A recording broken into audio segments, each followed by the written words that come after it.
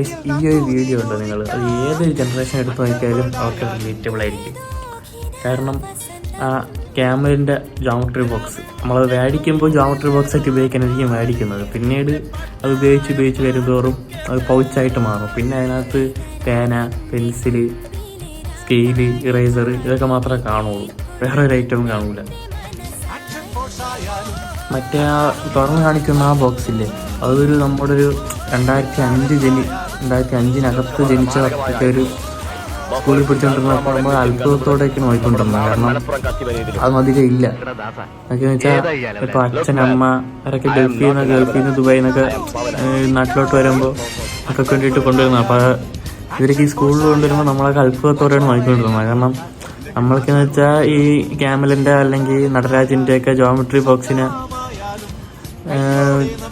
അതിൻ്റെ ബാക്കി ഐറ്റംസൊക്കെ മാറ്റിയിട്ട് പേന, പെൻസില്, ഇറേസർ ഒക്കെ നമ്മൾ അതിനകത്താണ് വെച്ചുകൊണ്ടിരുന്നത്.